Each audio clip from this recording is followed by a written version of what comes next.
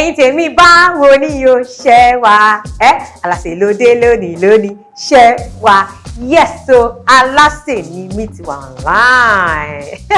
Thank you very much for the support. I really appreciate it. Kí ni recipe tí mo mú wá lénìí? Kínkínní náà ni àmọ́ ó ṣara lóore dáadáa.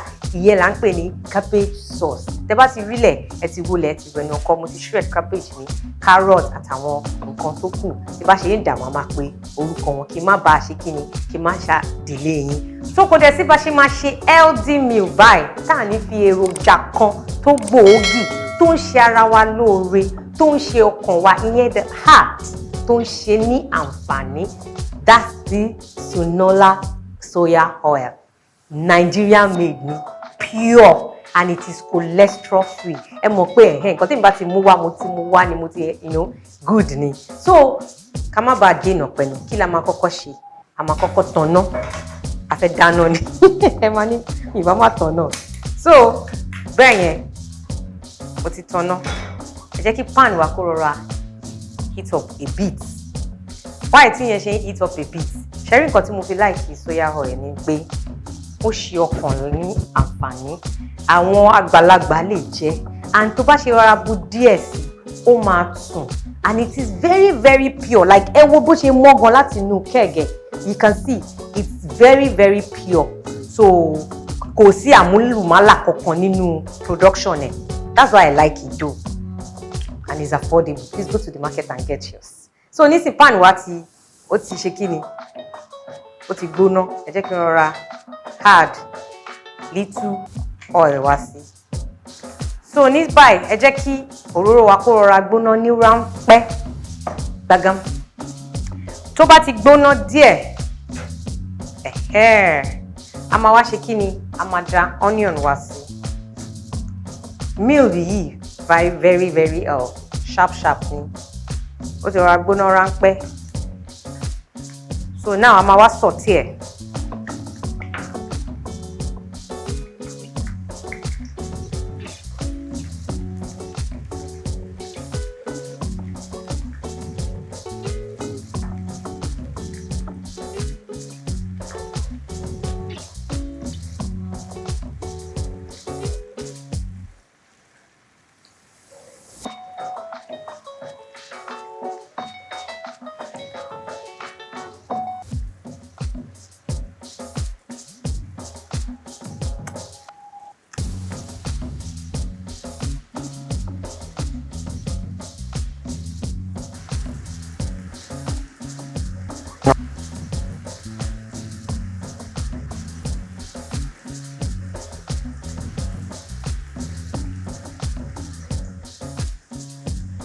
So ní báyìí onion wa ti saute mo ti jẹ́ kó saute dáadáa ó ti yé yín ẹ jẹ́ kó marry ara wọn lóní dáadáa sharp ni ẹ mọ̀ pé àwọn veggies nǹkan tá fẹ́ sè a máa da green Scotch Bonnet pepper wa yẹn green Rodo wa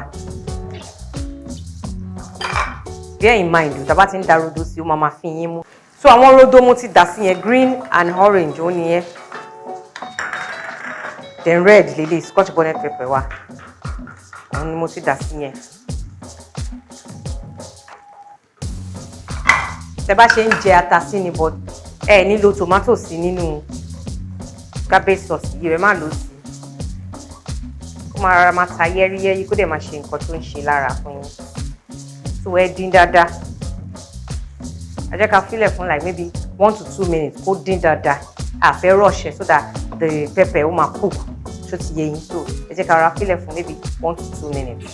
Jẹ́ kí n rọra clear nǹkan tí mo fẹ́ mọ́ lórí table mo ń bọ̀.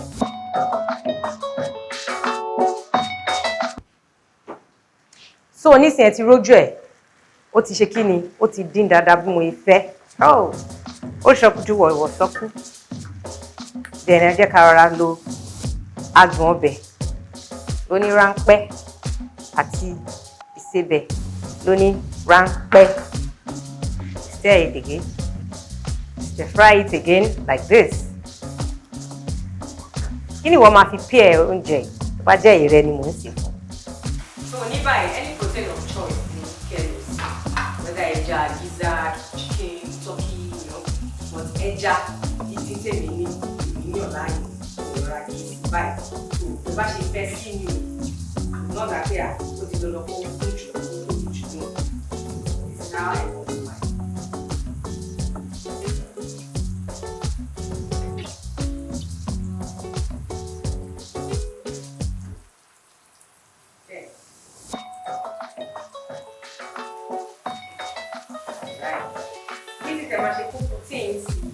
So that one pata mo díẹ̀ because see the bá ti lọ lè fi cabbage àti àwọn carrots àwọn yẹn ò gbọdọ̀ pẹ́ lórí náà you don't want to over fry them because so that's why you have to put the same form.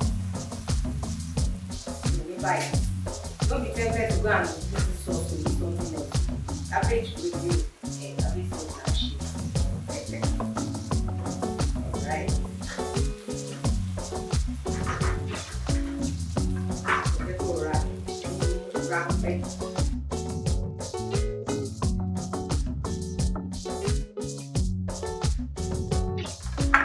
So now, protein mi ìyẹn ẹja mi ó ti mú ta dáadáa. Like I said, don't be tempted. Please, tó bá ti tẹ́ bá rí pé ó fẹ́ máa jóná, ẹ má jẹ́ ó jóná, ẹ máa rọra lò iná lábẹ́ and keep stirring. Ẹ máa lò iná lábẹ́ then keep stirring. So nísìnyí ẹ máa wá da your nicely diced carrots. Ẹ ti rí mo ṣe rọra ṣe tèmi, mo dẹ̀ ti fọ̀ dáadáa. Ẹ ti rí kó má tóbi jù. Tírín báyìí òun lè fẹ́ achieve. Ẹ ti rí báyìí. Reason tẹ́ máa kọ́kọ́ da carrots ni pé carrot le díẹ̀. Ẹ fẹ́ overcook ẹ, don't get me wrong o, but kò tún wá gbọ́dọ̀ le jù. Ṣó ń yé yín? Then you stir it. Stir it. And let's leave it for like some seconds so that a lè rọ̀ díẹ̀.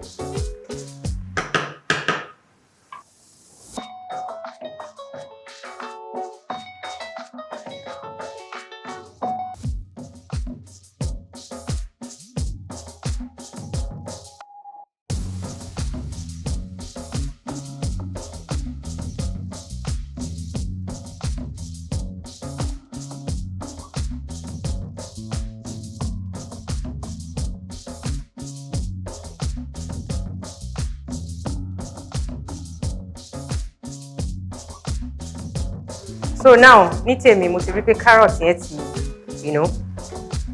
ó ti rọ̀ tó bí mo yẹ fẹ́. Please don't overcook your carrots. Now ẹ jẹ́ ká gbé cabbage wá. Ma spread ẹ̀ báyìí. Ẹ ní fẹ́ jẹ́ kó overgun jù bẹ́ẹ̀ yẹn o. Kékeré ẹ ṣáà ti lè. So nísìnyí, màá wá da onions báyìí. We now add little water láti lè jẹ́ kó mú rọ̀ díẹ̀ sí,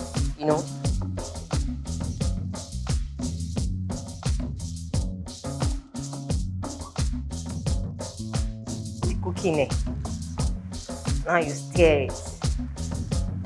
Kò ń ṣe pé eléyìí ẹja gbọ́dọ̀ dúró re àbí kíní ẹran no. Ẹ máa gbé jẹ bẹ́ẹ̀ ni, so tẹ́ja yín bá ń rún sínú ẹ̀. Don't mind. Torí ẹ̀ mo ṣe kọ́kọ́ fry ẹja tèmi, fry fish tèmi lò. Ṣó yé yín? Tó bá dẹ̀ pé other protein lẹ fẹ́ lò náà. Try and fry it, you will like the taste, the hardcore. So ṣe ti rí báyìí.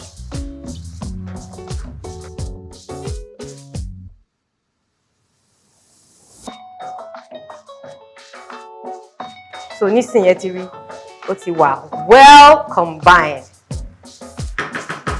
Now let me have a taste. So sweet, yummy. But however, mo feel pé ó ṣì kù season díẹ̀ àti sebẹ̀ díẹ̀. So just little. Ẹ ti rí nǹkan tí mo rà fún. Àti little salt. Now you just stir it like that. Then you're done. Ẹ ti rí báyìí.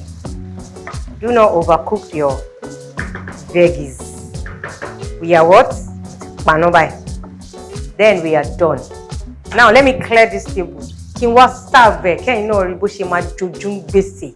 You can pair this cabbage sauce with rice or yam or plantain. Won't you just clap for me? Èwo lẹ́yìn máa fi jẹ́ nínú mẹ́tẹ̀ẹ̀ta tí mo kà lẹ́yìn àbí èwo lẹ fi pé nínú èyí tí mo mention ẹ sọ sínú comment section bẹ́ẹ̀ máa fi jẹ́. So let me clear up and let me serve it.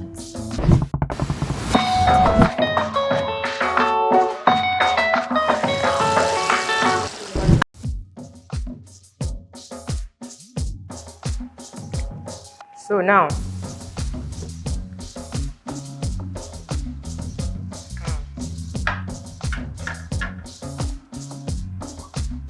wow, this is looking penguin.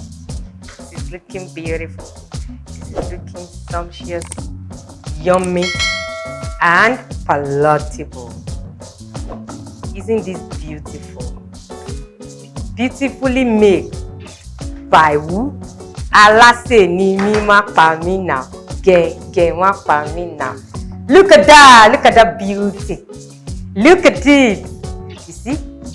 You had more cabbage, the buffet. You get it? If you don't get it, forget about it. I love you guys. Please recreate this recipe and let me know because ever fi pear. Kile mi sole nkan rice le ma fi je todo mi, but it's very healthy. Please recreate it and let me know how it tastes ní side todo yin. Ire o lọ́jọ́ gbogbo. Bye.